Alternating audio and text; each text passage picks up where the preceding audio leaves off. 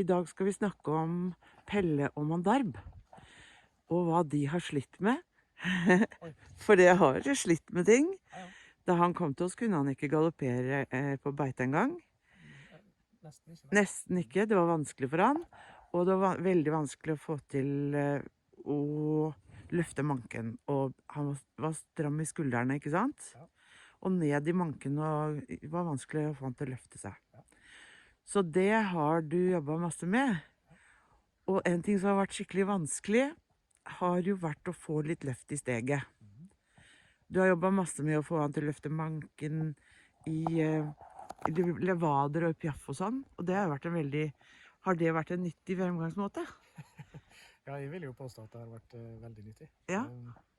Jeg vil først få lov til å presisere at hvis vi, eller Hanne, sier sliter med noe, så betyr ikke det at du er ødelagt og dårlig. Nei. Det betyr bare at det finnes mer potensiale. Ja. En norsk langrennsløper for bare noen år siden, Martin Jonsrud Sundby, han fant at han kunne jo ikke vinne når Petter Northug var med, fordi at han kunne ikke spurte fort nok. Og da sliter han med det. Ja. Selv om han har vunnet verdenscupen 18 ganger. Nemlig. I helhet. Så det er det vi prøver å sikte til. Ja. Så don't despair hvis Hanne sier at jeg eller noen andre sliter med noe. Det er ikke det jeg opplever, at de sliter med noe. Det jeg opplever, at vi hele tiden er på vei fremover, og at vi blir flinkere. Og det har jeg lyst til. Jeg synes det er superviktig å både presisere det, men så synes jeg også det er superviktig å holde på med for min egen del, og prøve å bli flinkere. Og prøve å lære mer, forstå mer, og få hesten til å bli bedre. Fordi hvis hesten ikke trenger å bli bedre, da kunne jeg like gjerne ha kjøpt meg en sykkel på en måte. Ja. Og så kunne jeg blitt med den på alle de kule tingene. Og så er det en ting til, før jeg begynner å snakke om det precis det som jeg driver med nå. Og den ene tingen, det er at læring, det er en viktig del av å få hesten til å fungere ordentlig. Men det er to viktige deler da, i hvert fall. Den ene er læring. Og da, som mange vil fortelle deg hele tiden, da må ikke hesten være stresset. Og det er helt korrekt. I læring så må den ikke være stresset. Hvis man skal liksom maksimere læring, så må man ta bort utenomliggende faktorer. Men i trening, da skal hesten per definisjon være stresset. Og bear with me a little bit. Fordi poenget her er at en stressord, det er noe som påvirker en biologisk entitet. Og hvis du stresser en sånn biologisk entitet, hvis et tre står i vinden hele tiden, så får det sterke røtter, ikke sant? Og hvis du tar bort alle trærne rundt et tre som ikke har stått i vinden hele tiden, så faller det treet ned. Godt eksempel. Så poenget her er at vi må skille mellom stress og stress. Fordi når noen sier at hesten må aldri være stresset når den skal lære noe, nei, den må ikke være stresset i den forstand at den ikke klarer å prøve å bli smartere eller flinkere i læringsøyemed. Men når den trener, så må det nødvendigvis være noe belastning. Ja. Og her strides de lærde veldig mye, også innenfor trening av mennesker, om hva som er den riktige belastningen for forskjellige måter å innvirke på. Ja. I styrketrening så pleier vi å snakke om 3 forskjellige. Repetisjonstrening, og det kan være alt fra mange til 8 eller 5 eller et eller annet, der du repeterer den samme bevegelsen, og til slutt så går det ikke lenger, eller nesten ikke lenger. Og så finnes det en hel masse ideer om når du skal stoppe. Skal du løfte 8 ganger hvis du ikke hadde klart 9 hvis skutt blir den? Eller skal du løfte 6 ganger når du klarer 8? Det her er ingen enige.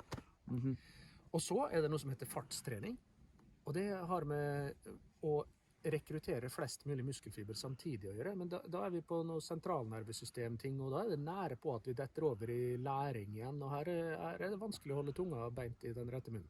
Ja. Og så er det maksimal trening, og det er å ta i så hardt man kan, og da handler det om å få sentralnervesystemet til å aktivere flest mulig muskelfiber, men det er ikke gitt noe om tid. Det som er problemet er at du kan ikke stå med maksimal vekt på i 4 timer, eller mer enn 4 sekunder kanskje. Nei. Men det er liksom, de 3 variablene er viktige. Med han her da, så er det sånn at han har vært sterk hele tiden. Ja. Men han har vært veldig redd for å uttrykke styrken sin. Ja. Sånn har det kjentes ut for meg. Ja. Så piaff-trening og stå på bakbeina, sånn levad eller pesad, eller, altså, nå prøver ikke jeg å påstå at jeg får til noen av de med sånn at det passer i boksen hver gang. Jeg kan ikke alltid si, nå skal jeg gjøre en perfekt levad, og så gjør jeg det Men ganske noen langt ifra. ganger Men får du det noen til. ganger så er det en god levad. Ja. Og da blir jeg kjempeglad. Ja. Men poenget her er at når han står på bakbeina, så føler han seg tøff. Ja. Sånn kjennes det ut for meg. Det er helt tydelig. Ja. Og når han føler seg tøff, så tør han å prøve mer etterpå. Ja. Det tror jeg er viktig.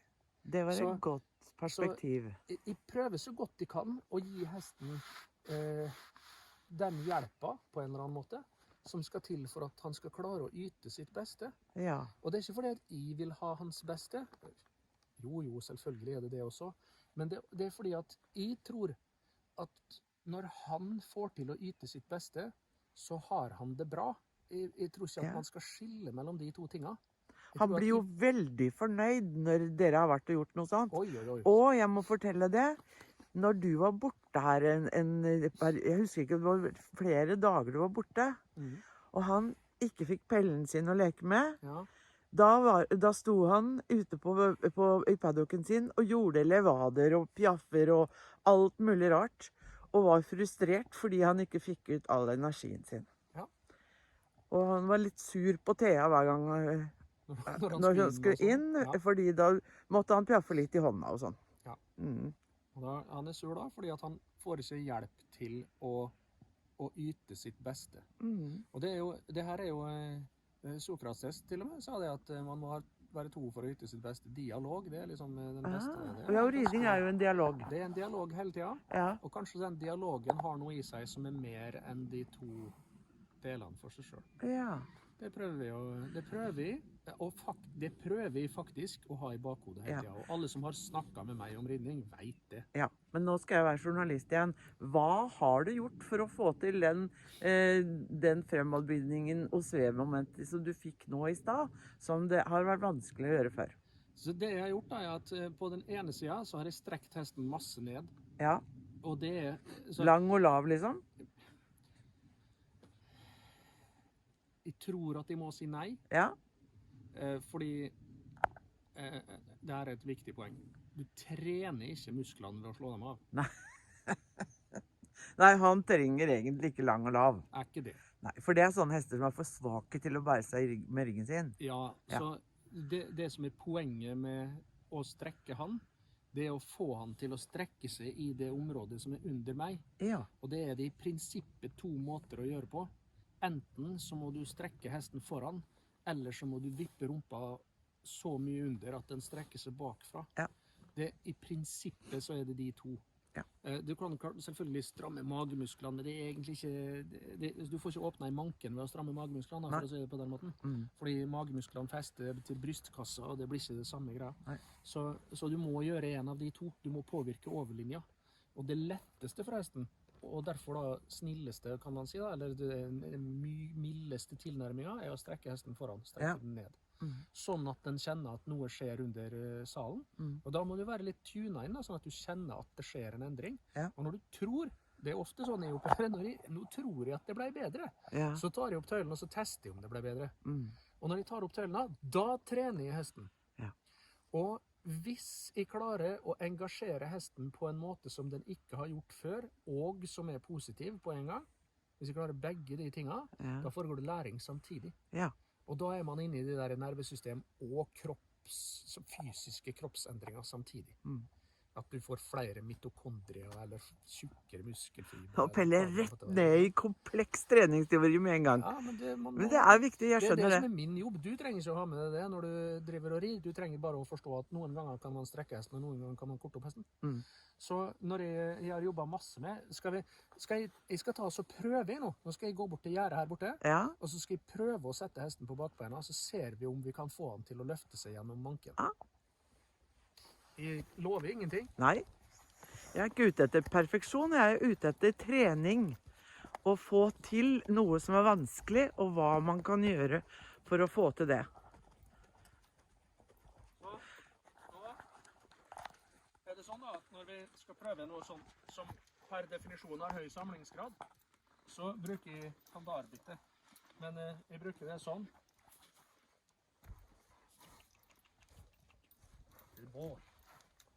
Der du. Bare slippe han frem ned. Han var flink. Han prøvde veldig fint. Jeg synes han åpnet seg gjennom manken i deler av det løftet der. Ja. Og når han satte forbeina ned, så var han fremdeles myk. Ganske ofte når han setter forbeina ned, så slipper han liksom forparten ned. Ja. Og det betyr at han har blitt spent gjennom ryggen i en eller annen del av den bevegelsen som vi da gjorde. Ja. Så vi prøver igjen å få hesten til å løsne gjennom midten. Nå jobber jeg med å nærme med piaf. Mhm. Jeg sier ikke at dette er en bra piaf. Not the point. Og så prøver vi å sette oss tilbake og få han til å løfte seg igjen. Good boy.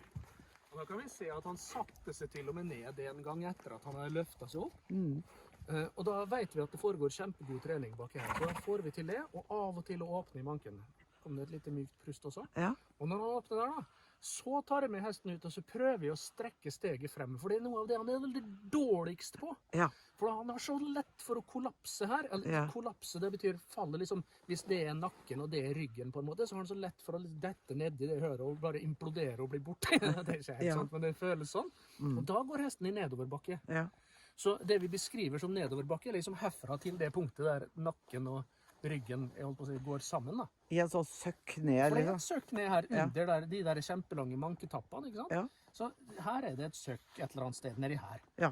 Midt imellom skulderbladet et sted, liksom, eller rett foran. Og eller der, får hvis dere det blir akkurat for hvor det er. trangt der, så får de panikk. Ja, ofte. Mange hester får panikk for det. Ja. Og du kan bli for trang der enten ved å bære hodet for høyt, eller ved å trykke på for mye bakfra. Yes.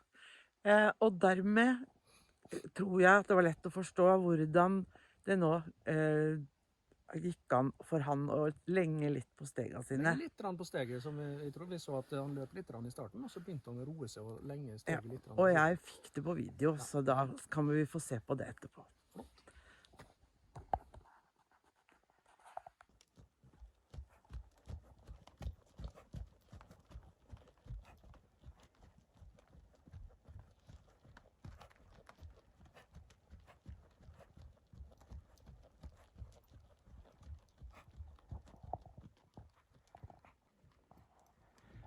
Pelle og Madarb jobber med å få den venstre skulderen til Madarb til å slippe.